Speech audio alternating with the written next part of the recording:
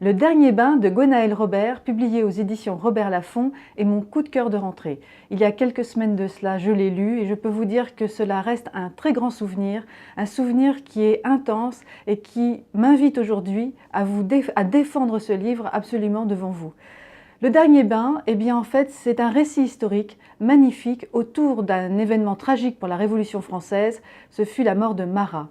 C'est un récit choral, tout est construit autour de personnages qui tous tendent vers Marat d'une façon ou d'une autre. Bien sûr, il y a Charlotte Corday, mais il y a aussi d'autres personnages, des inconnus, des personnages fictifs, mais que Gwenaëlle Robert fait vivre avec tellement d'intensité que cela fait de ce roman un récit unique. Un récit donc tragique, un récit historique, magnifiquement bien écrit, très bien documenté. Vous allez vous retrouver dans le Paris révolutionnaire comme personne.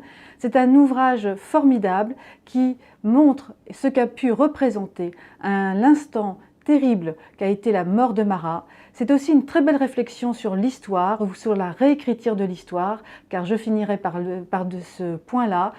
Tout commence avec la constatation que fait l'auteur de cette baignoire qui est représentée par le peintre David de la mort de Marat dans son tableau et qui ne ressemble en rien à la véritable baignoire qui est exposée au musée Carnavalet. De ce point-là, de cette constatation-là, eh bien Gwenaëlle Robert fait un formidable récit historique que je vous recommande avec beaucoup de chaleur.